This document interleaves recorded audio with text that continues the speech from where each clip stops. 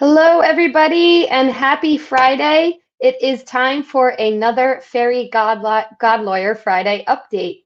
So this week, I want to talk about something that's been coming up a lot when people are asking me about getting their most important legal life planning documents in place right now. And the question is, how can I possibly get this done in light of social distancing? How can I get this done from my living room? Well, the good news is that you absolutely can, and I'm going to tell you in a minute how you can do that. But first, I want to talk about why you might want to consider doing that, why you might want to do that. So, some of you may be thinking to yourself, is this really something I need? Do I need a will? Do I need a healthcare directive? Do I need a power of attorney? I'm young, I'm healthy, I don't really know anybody else who has done this.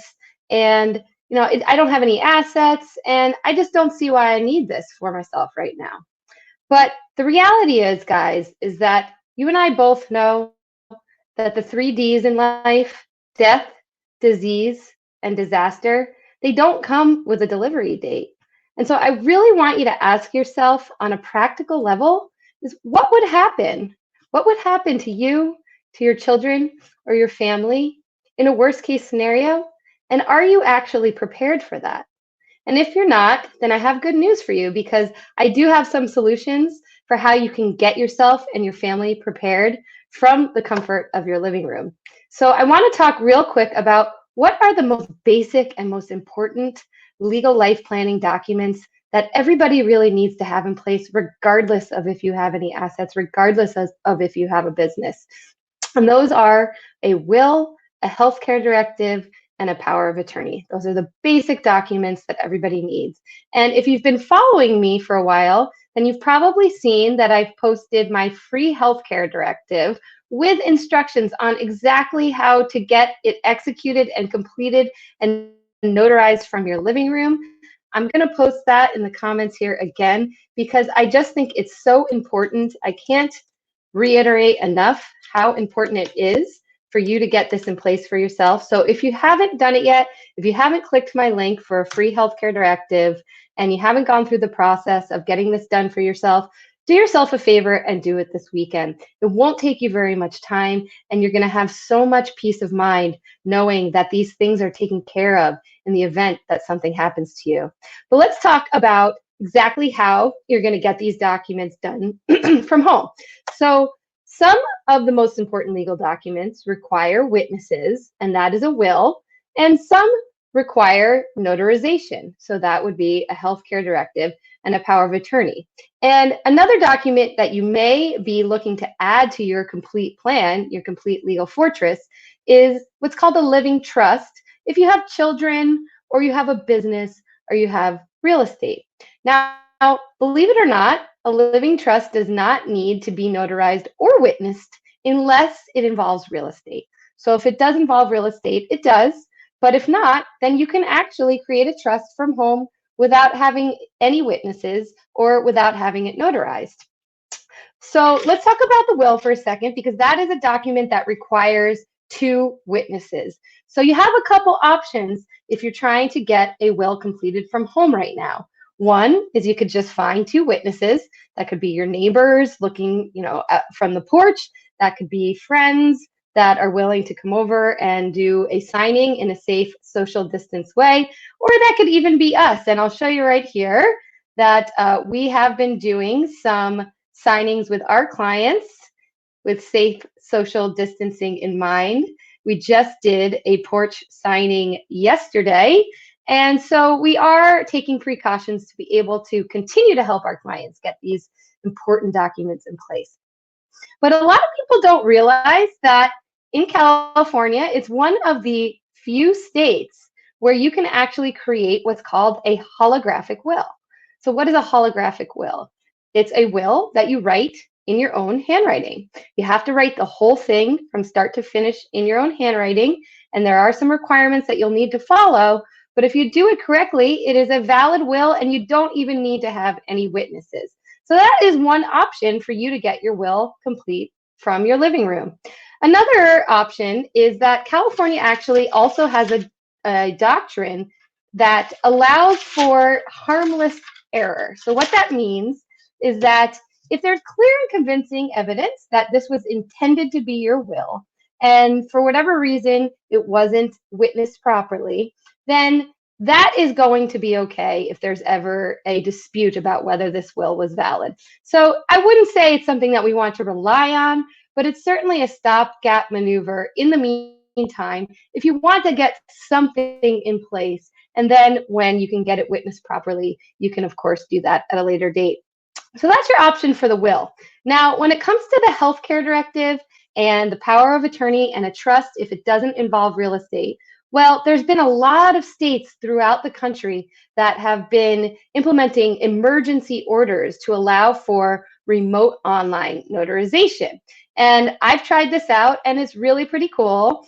You get on a video chat with a licensed notary in a state that allows for that, and they take you through the whole process.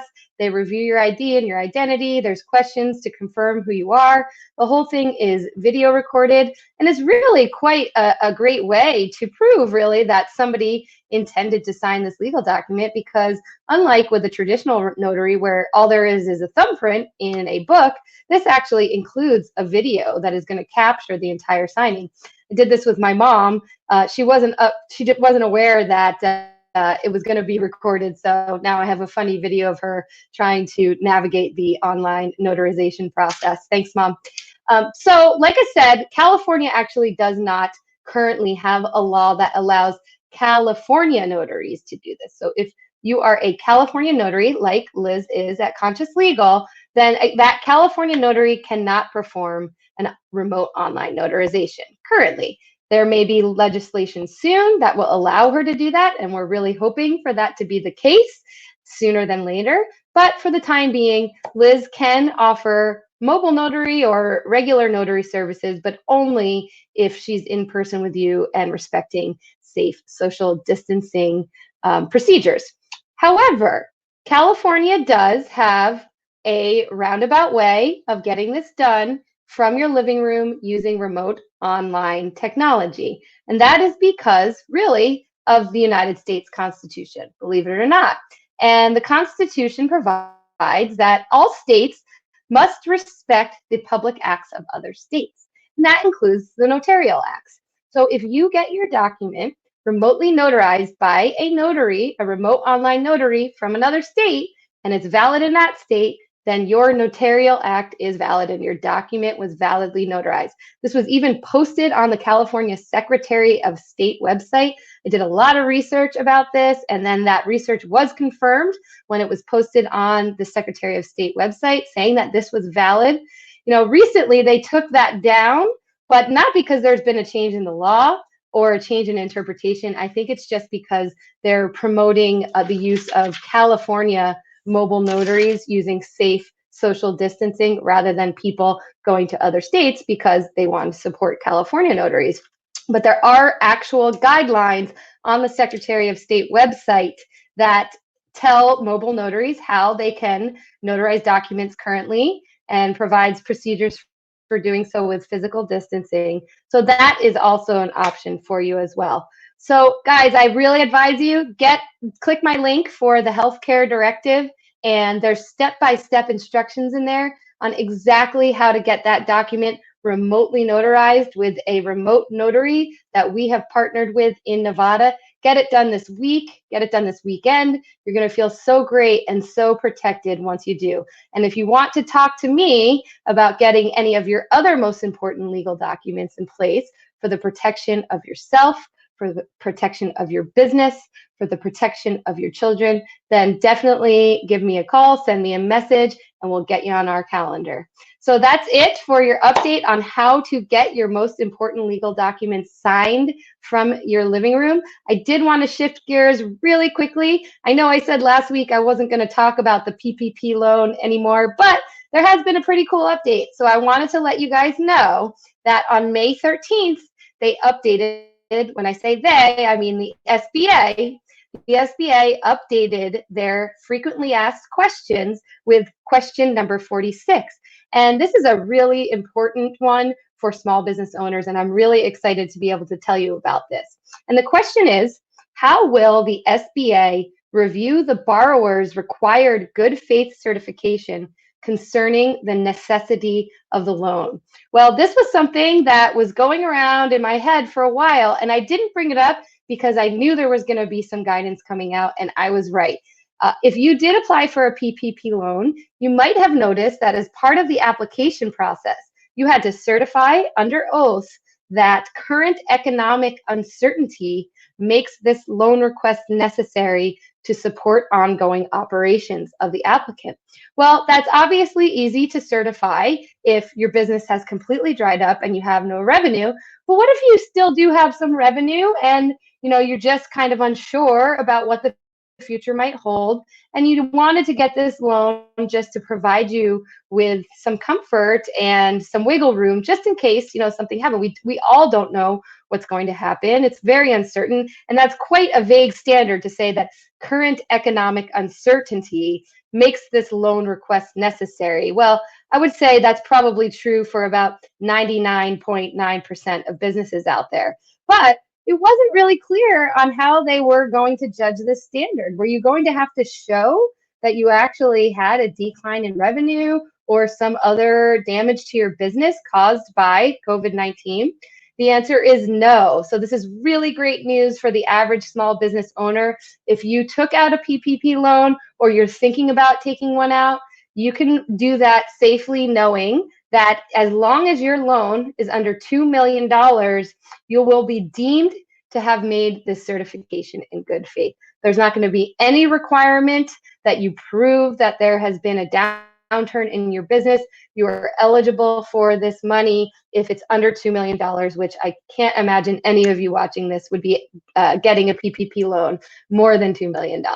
So if you had revenue for 2019, if you had income, or even at the beginning of this year, there is still money left in this program.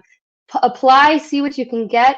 It's going to be forgivable as long as you use it for the right purposes, and you're not going to have to show that some sort of economic problem in your business has made it necessary. That is going to be deemed to be the case. So if you want any assistance with that, get in touch with me. There's a list of lenders that are still taking applications. It's not too late, although it might be soon. So definitely get on it and reach out to me if you need any help. So that's it for the weekend, guys. I will be back next week with another Fairy Godlawyer update. Like to give a little shout out to my dog Colt. It's his 9th birthday today. You can see in the corner there, that's his picture up on the wall. So we'll be celebrating that this weekend. I hope you all have a beautiful time enjoying the sun, and I'll see you soon. Bye-bye for now.